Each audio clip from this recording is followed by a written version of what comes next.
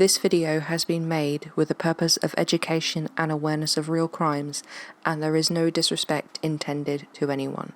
This is to help promote truth and justice for anyone who has been a victim of crime. What I'm about to report is what I have researched online, and I will welcome any corrections should they be required. Hello there, Little Berry True Crime fans. Airy Berry here. I have a new case for you from the US.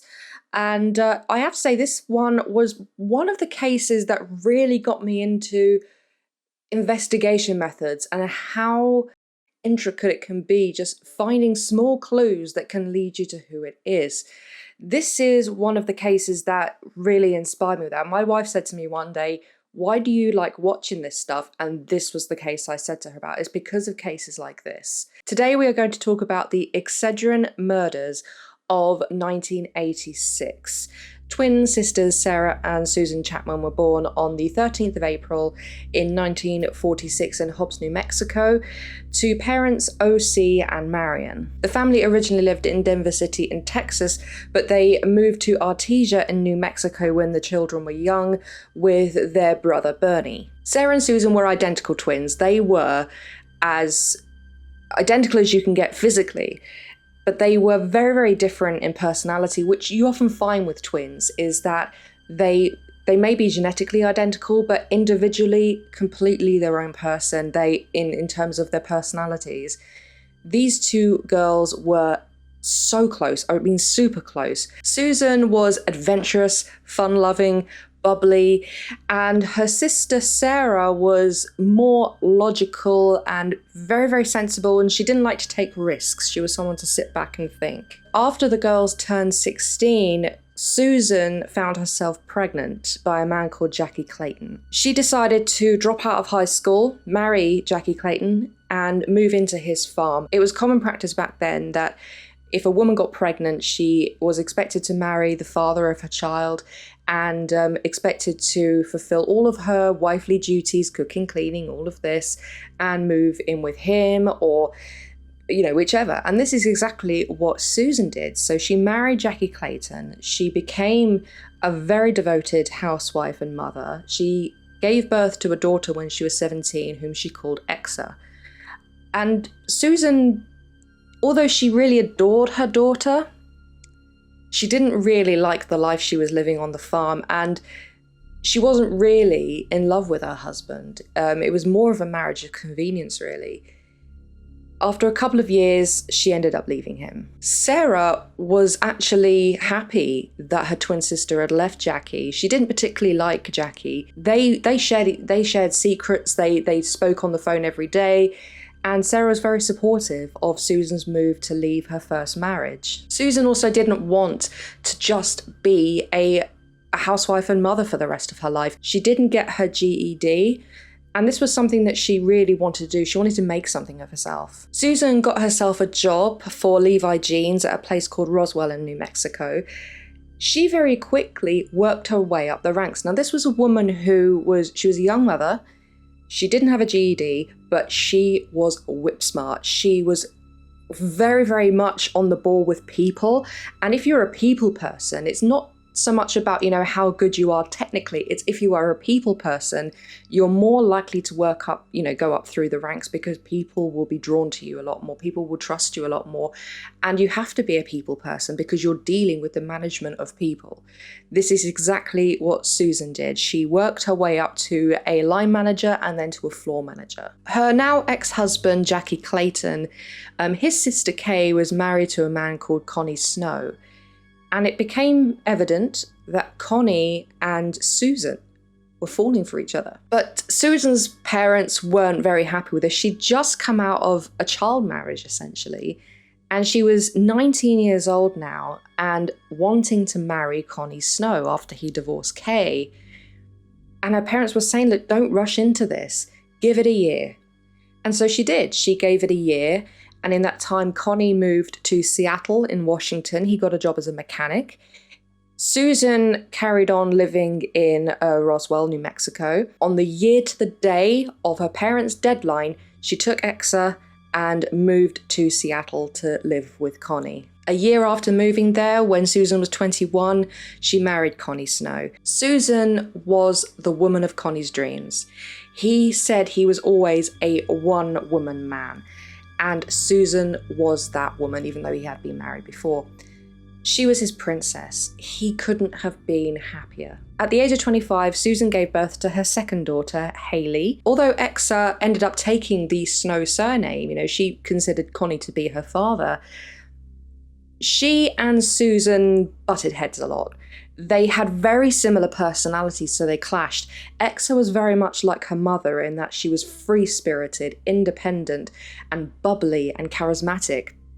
But Susan did not want Exa to fall into the same trap she'd fallen in, like find a man at a young age, have a baby, and then be tied down. She wanted Exa to make something of herself and have an education, which Exa did. Like a lot of mother-daughter relationships, it got better when Exa moved out. They were able to get on a lot better. Despite her really loving Connie Snow, Susan found after a few years of marriage that her head was starting to turn. But eventually they did separate, and Susan moved back to New Mexico because her father was actually dying, so she lived with him for about a year to 18 months with Exa.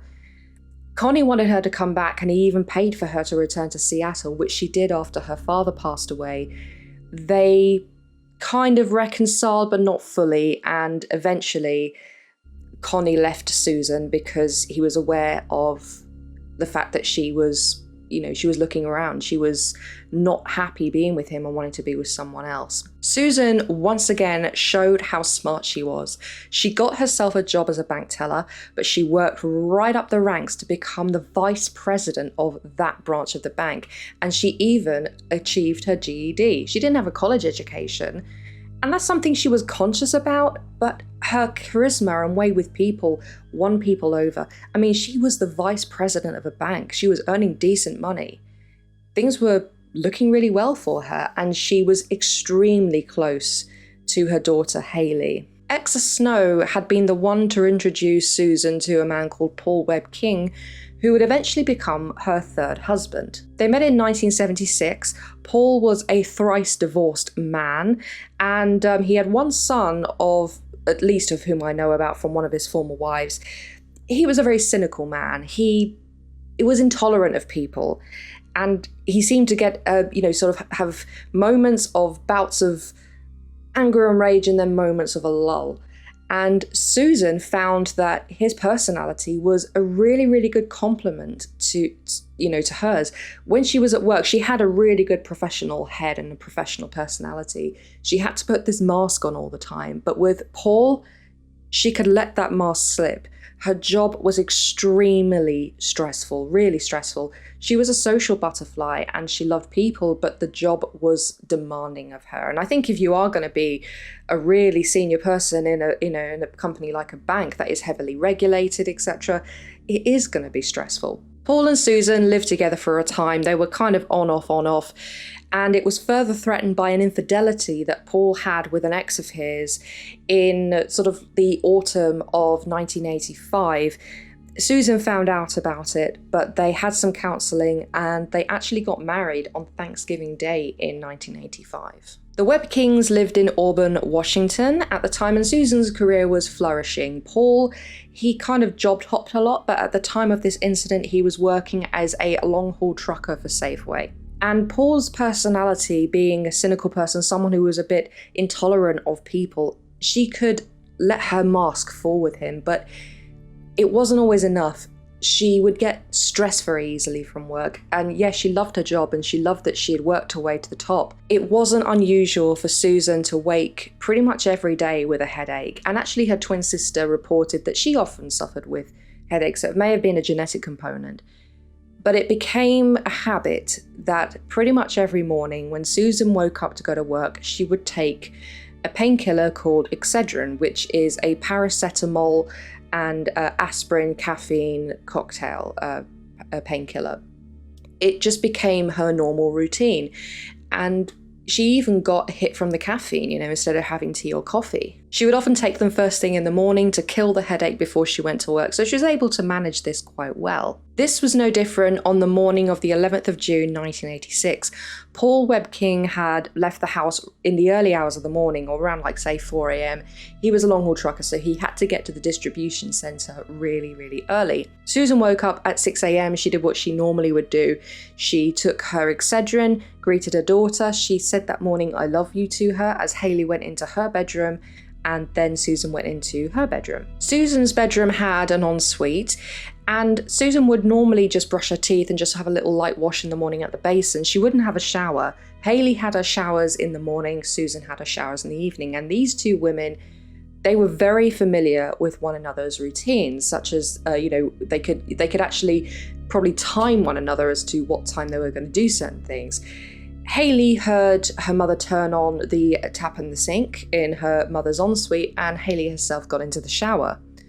But when Hayley got out of the shower, she noticed that the tap was still running. Also, just before she got in the shower, she did hear a thud, but she wasn't quite sure what it was, but it didn't seem to be anything concerning. But the fact that the tap was still running, it worried Hayley a little bit. Hayley knocked on the door of the ensuite, no answer. Knocked again, no answer.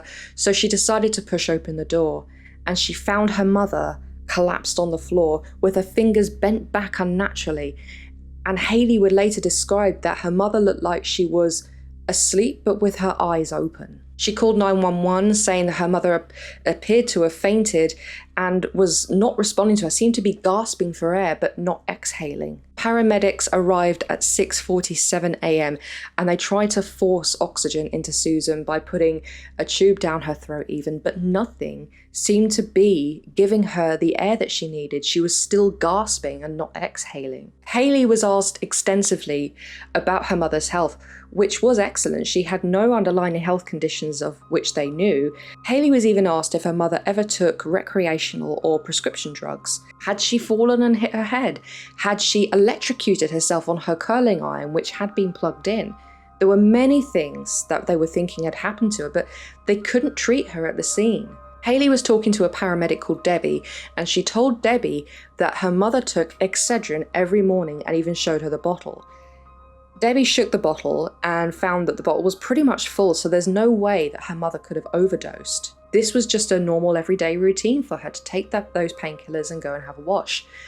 But nothing the paramedics could do could revive Susan right there and then. Her heart was failing, her blood pressure was dropping. She was ultimately rushed to hospital. Hayley was taken to hospital with her mother. She decided to take her maths homework with her.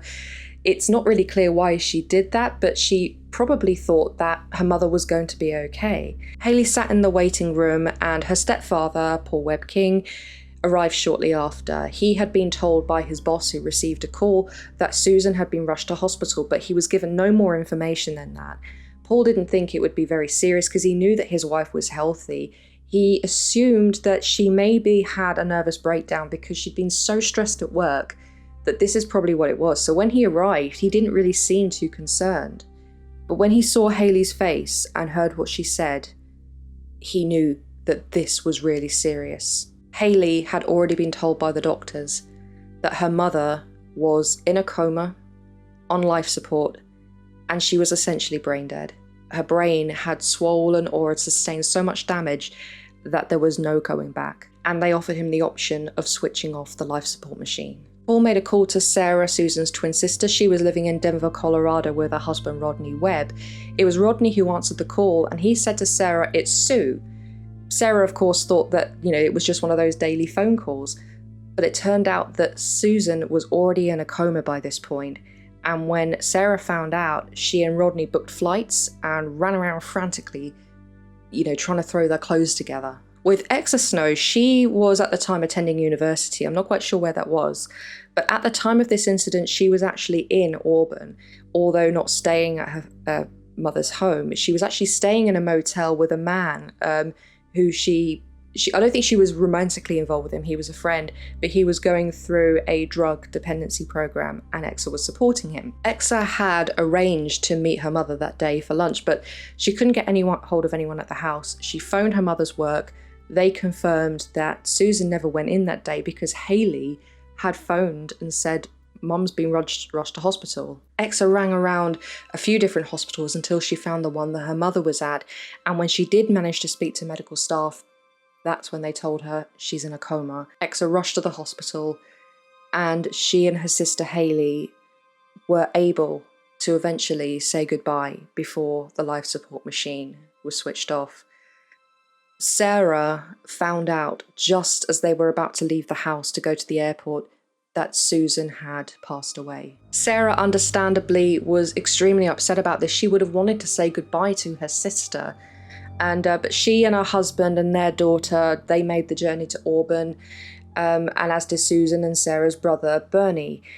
Their mother Marion also made the journey, although their father had since passed away. The family jammed together for Susan's funeral, but there was a problem. There was no discernible cause of death. Her death was a mystery. Nothing they could do could treat her. And she went downhill so quickly. So at the family's agreement, an autopsy was performed. The autopsy was performed by Dr. Fligner and his assistant Janet Miller. And Janet Miller was the one to make the first incision into Susan's torso. And as she did, she got a whiff of a strange smell. It was the smell of bitter almonds. And the human body does produce a smell, when you're dead, cadaverine. There could be all kinds of smells, depending on what you've eaten as well, and your body chemistry, I suppose. But this particular smell is not one that you'd associate with a dead body. Janet Miller had actually come across this before. A friend of hers had committed suicide by ingesting cyanide. And cyanide, when ingested and metabolized by the body, gives off a scent of bitter almonds. It's a very unmistakable scent. Now, only a certain portion of the population carries the genetics necessary for detecting this scent. You either can or you can't. So it's like, rolling your tongue. You either can or you can't. You either have the genetics for it or you don't. Janet did. Dr. Fligner didn't. He couldn't smell it.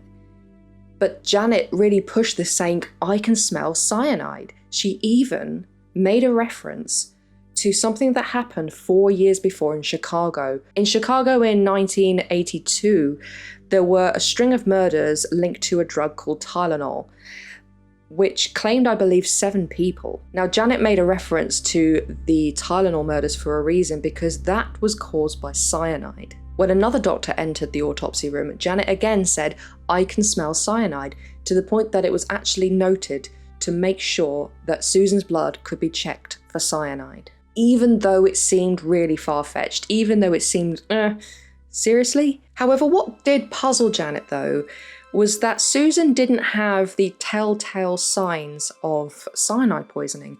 Usually, if you're poisoned with cyanide, you go beetroot red or bright red.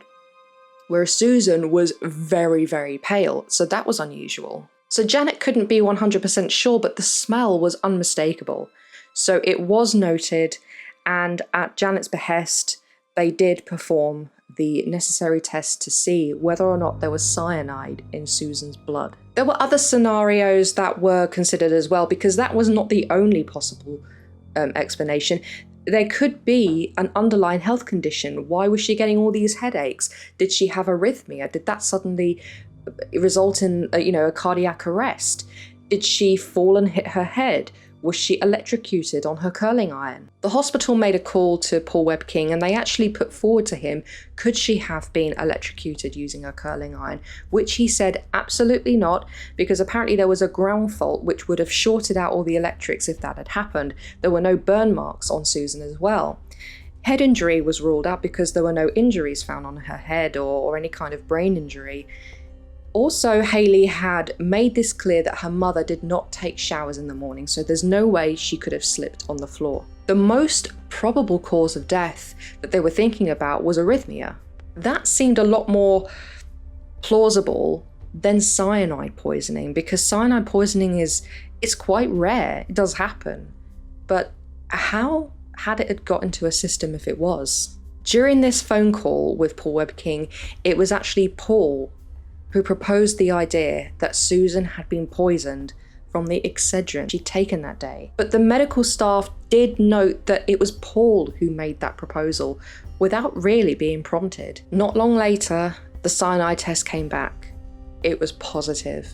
Susan had been poisoned by cyanide, so her cause of death was changed to homicide. When the family arrived back to the Webking household after the funeral, Sarah could feel a headache coming on, and she knew her sister kept bottles of Excedrin in the house in the kitchen, so she went and found it. But she was shocked when she looked inside. The twins had said a few years before, because of what had happened in Chicago in 1982, that they would not be taking capsules. They said that they would only take tablets if they ever had a headache. But in this bottle that Sarah was looking at, there were capsules.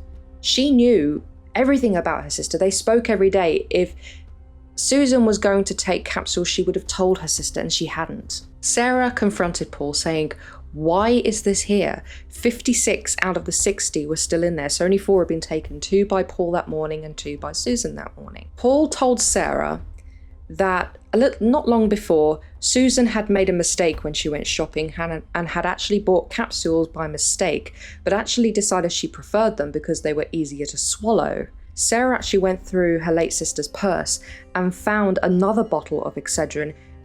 These were tablets, not capsules. Sarah still had a headache, but she refused to take the Excedrin that was in this bottle. So she hid it behind some spices in the kitchen so nobody else would take them, and actually asked her husband to go out and buy her some tablets. After the discovery of the cyanide in Susan's system, Harborview Medical Center actually worked very, very closely with the police over this, understandably, and it was Dr. Fligner who proposed the idea that the cyanide got into Susan's body inside the Excedrin capsules. No other vehicle by which this poison could have been administered was found in Susan's system, and that was the only thing she consumed that morning. She hadn't had tea or coffee. Cyanide works very, very quickly to kill the host. It chokes the cells, basically stopping you from absorbing oxygen. So no matter how much you breathe in, you suffocate, basically, and that's exactly why Susan was gasping for air and couldn't be given enough oxygen. The police phoned Paul on the morning of the funeral and told him what their findings were. He was pretty shocked, but he was quite cagey with the family. He didn't really give them a lot of information about what had happened. So they went and had the burial, then came back to the house.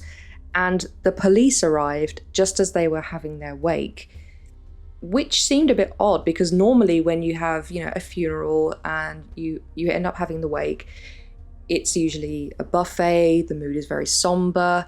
Sometimes there's a dinner, but mostly it's buffet, people walking around and talking and sharing memories of the loved one. But here, they were ordering pizzas. It didn't seem like a wake at all. The house was searched and people were interviewed, but Exa actually decided she didn't want to stay, so within literally a minute of the police arriving, she made a getaway, which was noted by the police. Paul was quite happy to talk to the police. He told them all about Susan, all about her routine, what they did the day before, what they did that morning. During his questioning, he did actually mention the affair, because that's when he recalled that was the last time that he and Susan had actually had an argument. But not everybody liked Paul. He was prone to outbursts, and he appeared to be jealous of his wife and her success. He spoke about his wife in a very unemotional manner. He seemed to be quite, unexplainably calm, and sometimes even jovial or joking. His behavior didn't really seem to match the situation. The bottle of Excedrin was seized and tested. Out of the 56 capsules, 9 of them contained cyanide. The others were normal. The bottle and all of the capsules were actually tested for fingerprints. The only fingerprint found was Sarah's, but she'd been, not even in the same state when her sister died, so she wasn't a suspect. But she had admitted to handling that bottle of Excedrin. When the police found out that it was Paul who proposed the idea of the Excedrin, this made their suspicions even higher. This was exacerbated as well because the vast majority of the capsules in this bottle were not tainted. At least 10, maybe even 11 had been. Susan may have taken 1 or 2. Paul had taken 2 that morning, and he's fine. He's either very, very lucky or he knew which ones were tainted and which ones were not. Upon looking at the capsules, It's not obvious at all which ones contain the cyanide and which ones didn't, because the cyanide is a white powder exactly the same as the Excedrin cocktail. So once the capsule's been opened and refilled and resealed, there's no way you could tell which ones were tainted and which ones weren't, unless you were the one who actually specifically handled them and were able to separate them. But even the person who had handled them had actually done this. Even by mixing them together, they wouldn't be able to tell randomly. If Paul had been the one to fill those capsules, he would have had to have probably done it that morning, because that was when the bottle was actually freshly opened.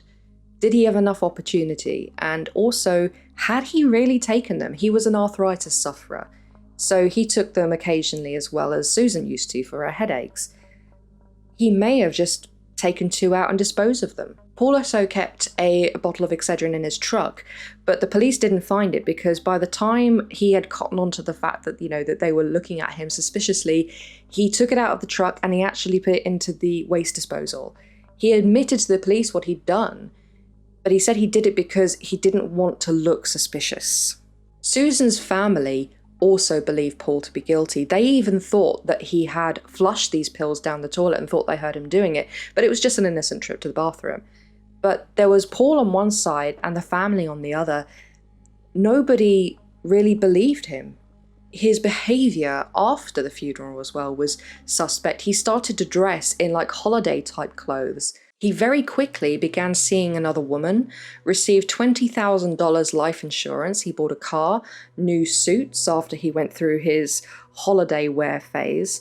And even though he'd promised Haley and Exa some money, he never gave them any. Some of Susan's jewellery went missing, and it was speculated that Paul had sold them to maximise the money he got after Susan died. One thing he did though, which I believe was truly despicable, is he told his 15-year-old stepdaughter Haley that she was a suspect, because she was the one who had opportunity that morning to do it if she did, and also the fact that she carried on doing her homework and went back to school very quickly was also suspicious. Exa was also not suspected exactly, but the fact that she refused to speak to the police on the day of the funeral, I mean, it's understandable. If you're not under arrest, you don't have to say anything, but Exa decided that she didn't even want to help the police. As with all murder victims, their lives are picked apart to see if they could find any enemies, but there weren't really any, and the police were actually pretty much convinced that Paul was the one who killed his wife. Bristol Myers, the manufacturers of Excedrin, conducted an investigation, and they found that there was no poisoning in any of their factories. This did appear to be a one-off. Nobody else had been poisoned as far as anybody knew, but still a recall of Excedrin, a nationwide recall of the capsules, was made, and it affected the company financially, but they had to do it. This, of course, made national news, but people still believed it was, an isolated incident. But 8 days later, on the 19th of June, the police received a very strange phone call. This was a 42-year-old woman called Stella Nickel, whose husband Bruce Nickel had passed away 2 weeks prior. Bruce Nickel's death, like Susan's, was sudden, unexpected, and fast. Bruce's cause of death had been determined to be as a result of emphysema. He was a heavy smoker. He had been warned by his doctors that he was at risk of developing pulmonary emphysema. And so that's what it was put down to. But Stella wasn't convinced.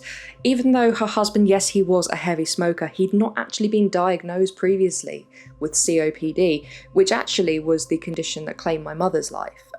Smoking doesn't just cause cancer, it causes all kinds of lung conditions, and this is a chronic condition that never goes away. He'd had no previous symptoms. This was just so quick that she had tried to get the coroners to re-examine his cause of death, but they wouldn't. They said it was emphysema. But when she heard about what happened to Susan Snow, she went to the police and said, please could it be looked into whether or not this was also what happened to my husband. On the 5th of June in 1986, 52-year-old Bruce Nickel came home from his day at work. He was always around loud machines and everything, and very much like Susan, he would have frequent headaches. He came home just shortly after 4 o'clock, had a shower, and decided to take some Excedrin. He went outside on the patio and just watched some hawks and other birds fly around. Stella was preparing dinner, and she suddenly heard him cry out for her. She ran outside and saw that he was It looked like he was about to collapse, and he did. She got him on the sofa and called 911. He was struggling to breathe. When the paramedics came in, and they tried exactly what they tried with Susan, tried to force oxygen into him, Stella was trying to find explanations as to what happened to him, that her husband has ingested something or smoked something, or something has happened to him suddenly. She was trying to figure out agents by which that could have been done. She even crushed up a cigarette, saying, there's probably something in this. The state he was in was baffling to paramedics. He was a smoker, but it hadn't quite, had a huge impact on his health at this point. And something was very strange about his colour. There seemed to be a borderline around his neck which separated two different distinct colours. From the neck downwards, he was ghostly white, but from the neck upwards, he was bright red.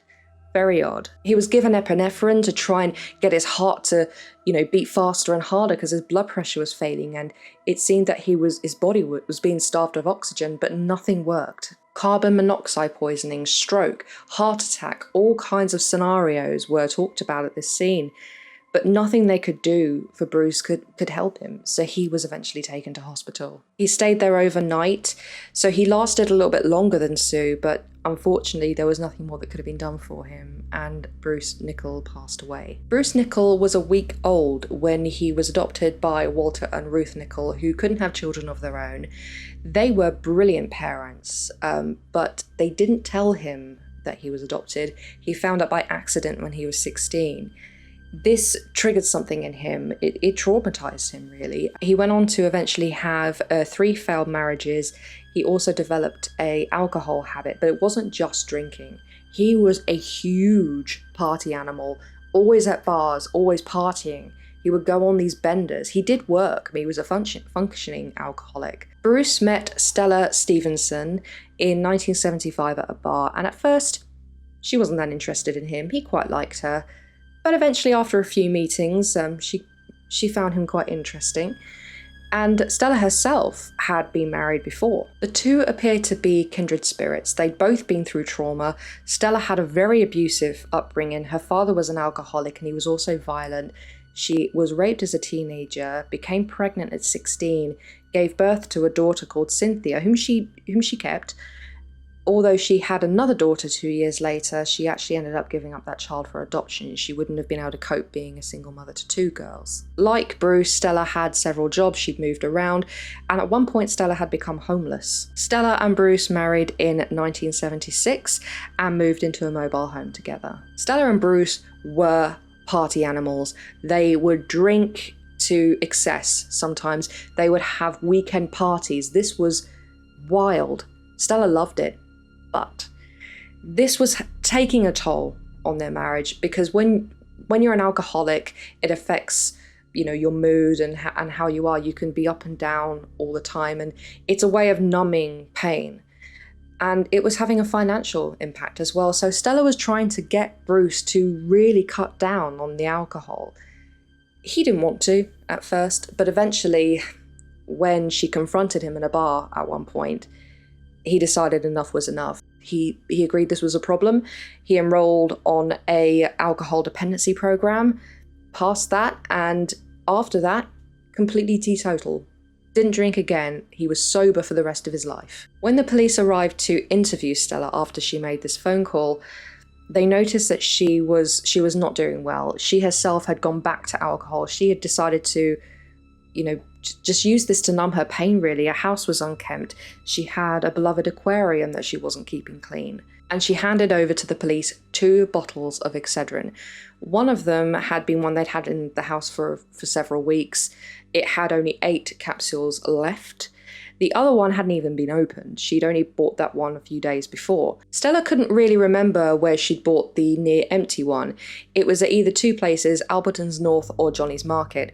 The second one she knew she definitely bought at Johnny's Market, but they weren't purchased at the same time. Bruce's body had been buried, but rather than exhume him, what the police and the FBI decided to do was use the blood sample that was taken and still stored at the hospital it tested positive for cyanide. Stella's bottles of Excedrin were tested and both contained capsules that were laced with cyanide. The cyanide in Stella's capsules were compared to the cyanide found in Susan's capsules. They were exactly identical. The same substance had been used in both of them. Therefore, the killer of Susan Snow Webb King and of Bruce Nichol were one and the same. But there was a big problem in that Bruce and Susan were in no way acquainted. They were in no way connected. They didn't have family or friends or workplaces in common, nothing. They lived in close proximity, but that was about it. There was no connection between these two. So what had happened here? This appeared to be as random as the Chicago Tylenol murders, that these bottles may have just been placed on shelves for anyone to ingest. Paul Webb King took to the media to say if Bruce Nichol's death had been treated as suspicious, if his cause of death had been determined when he died, it's likely that Susan would have still been here. There would have been a recall of Excedrin at the time. He also tried to call for the complete banning of capsules. Despite Bruce now being confirmed as another victim of cyanide poisoning, people still suspected Paul. Paul also decided to take a polygraph to clear his name. Now, they're not admissible in court. They're not really all that reliable, but the police were happy for him to do it, and Paul passed it. So actually, the police thought, you know what, maybe we've got this guy wrong. Maybe it isn't him. Maybe there isn't anything in common we can find. So the police went back to ground zero, and the FBI were also involved at this point. From the nationwide recall of Excedrin capsules, 15,000 were tested for cyanide. Now, it's going to be difficult to open up every single capsule of every single bottle and test every single one for cyanide. What they would do is x-ray them, because the tainted capsules would look different in x-rays to untainted ones. Only one of those bottles out of the 15,000, only one of them contained cyanide. This one was found in Johnny's Market in Auburn, Washington. Upon closer examination of the cap, it was noticed that the seal, because normally when you get a bottle of capsules, there's a gummed seal that's been glued tight, had been opened but had been resealed very carefully to the point that it wouldn't fool your average consumer. But when you know what you're looking for, they could see that it had been opened and resealed. People at certain stores, especially Johnny's Market and other places, were extremely vigilant. And one manager of another store in Washington noticed that a bottle of Anacin 3, which is another painkiller, was strangely out of place. Now, that normally wouldn't be an issue because sometimes you find things out of place, but it did strike him as strange, so he submitted it to the police, and cyanide was found in that bottle of Anacin. A number of pharmaceutical companies got together and they raised $300,000, which is worth about $800,000 today, in a reward to find out who had done this. The manufacturers of these brands were exonerated. It had nothing to do with the manufacturing process. This had happened locally in one area, and so far, 5 bottles had been found to contain cyanide, nothing else had. Staff, regular customers questioned, but nothing really came of this. There were no fingerprints on the bottles or the capsules, and that really didn't surprise the police, because if you're going to be someone who was careful enough to get hold of cyanide, open up a capsule, seal it, put it back into the bottle and then reseal that very carefully, put it back on the shelf, you're going to use gloves, aren't you? So that didn't really surprise everybody. But when the cyanide powder was examined further, it was found there wasn't just cyanide included in that powder.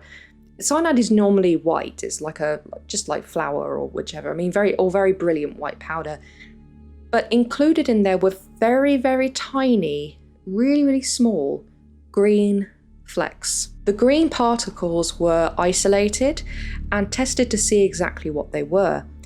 And the chemicals that it contained were consistent with what somebody would normally use as algicide. The FBI conducted an investigation of all of the stores in King County that stored algicide, so aquariums, for example, or retailers. And they wanted to find a particular type of algicide that contained the same chemical compounds and formula as found in these green flecks. One of the FBI detectives found that a particular brand carried the same chemical compounds as what's found in those flecks, which was a brand called Algae Destroyer. This particular brand was found in 2 stores in Auburn. It could be bought in liquid form or tablet form. Comparisons were made under the microscope of these tablets being crushed up next to the green flecks found in the cyanide. They were exactly identical. So these green flecks were flecks of Algae Destroy tablets. Armed with several photos of friends and family and acquaintances even of Bruce and Susan, a member of the FBI went to these 2 particular stores and asked the owners if they recognized any of them or if anyone had been in there to buy this particular brand of algicide. And Tom Noonan, who was the manager of a place called the Fish Gallery, positively identified one of the people in the photos as being a regular visitor. What's more, they'd insisted on purchasing Algae Destroyer in tablet form, saying they didn't particularly like the liquid form.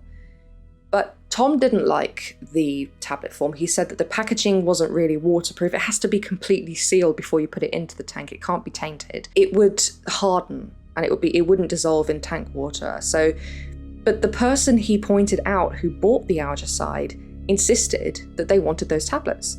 And he said to this person, okay, if you're going to use them, crush them before you put them in the tank. It all fit. This person must be the one who not only crushed these tablets, but crushed up whatever origin from which the cyanide came from. Another thing that struck the FBI as odd was that 5 bottles had been tainted. Now, one of them was Anacin 3. The other 4 were Excedrin. One of them had been found on the shelf. Another one was Susan Snow's. But Stella Nickel had 2, which she says she bought at 2 different places potentially, but 2 weeks apart. The balanced probability of her having picked up the 2 tainted ones was so remote, it was just not possible. The police remembered something else that was significant about Stella when they visited her as well. Stella had an aquarium. The person who Tom Noonan had identified from those photos was indeed Stella Nickel. The theory was that Stella had crushed up the Algae Destroyer tablets and whatever had, originated, the cyanide from, such as fruit seeds or some plant seeds, in the same container, like a pestle and mortar, but she hadn't cleaned it before crushing up the cyanide, so the flecks of the Algae Destroyer were mixed in with it. Just going to go off on a little bit of a tangent here, and you can skip forward if you want. If you're a fan of Agatha Christie, this particular case does remind me a bit of the ABC murders. This is one of the best murder mysteries that Agatha Christie ever did, and it's David Suchet, who played Poirot in the TV series, is his personal favourite mystery. So spoiler alert, if you don't want to hear about it, skip ahead. Is with the ABC murders, a unknown killer who only identified themselves as ABC in their notes. They went to a place that began with the letter A. I believe it was Andover. They found someone whose initials were A and killed them. They went to another place that began with B and found someone whose initials were B and killed them. They went to another place and did C, and they intended to go all the way through the alphabet, and it made it seem like it was just a mad person who was goading the police and just killing and getting away with it. But there was a reason why they were doing this. One of those murders was the person who ABC really wanted to target. They had a reason to kill this person and decided to conceal it by murdering other people in a certain way that makes it look like a random killing. So I'm not going to go on any further about that. But this is what the police began to suspect with these murders, as well as with the Chicago Tylenol murders. It appeared to be random, but maybe it was everybody else who died was collateral, tragically. That everybody else who died was a way of covering their tracks, that the real target was someone in particular. So the real target could have been Susan, it could have been Bruce. At first, they only believed Susan had been killed.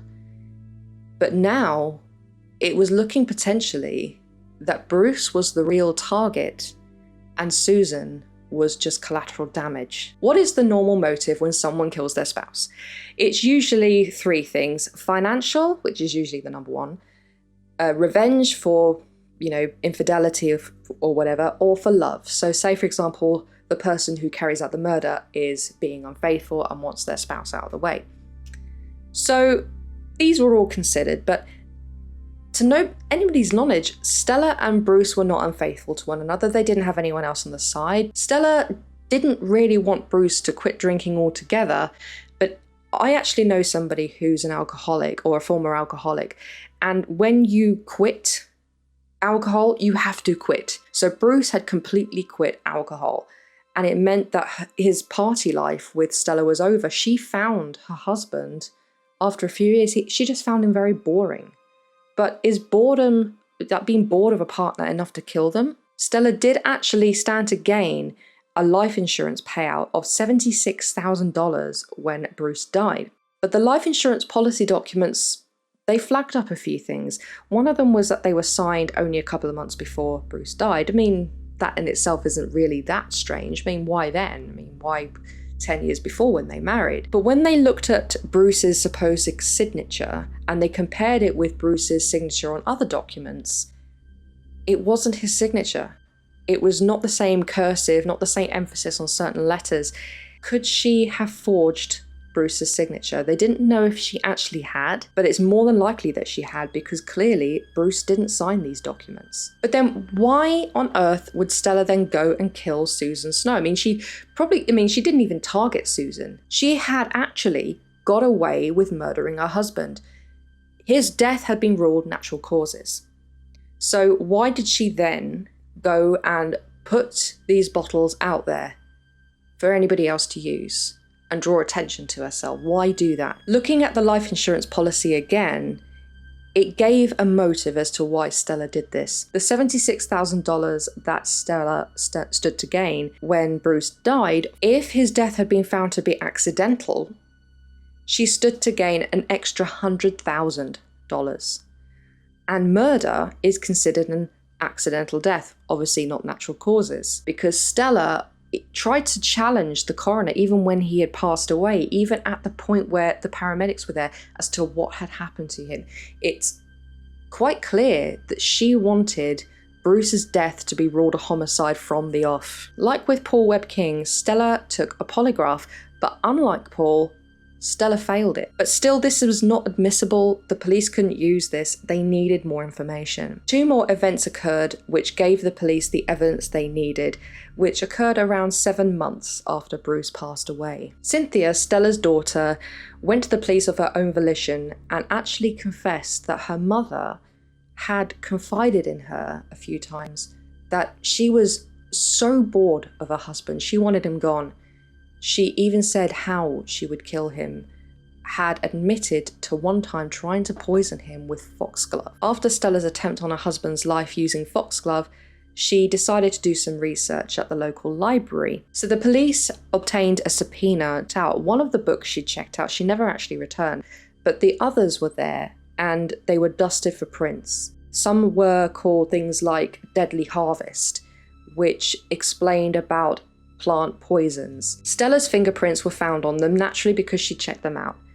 But the vast majority of the fingerprints were found on the pages that detailed cyanide, on one of them in particular, and the pattern of the fingerprints showed that she had held the pages down.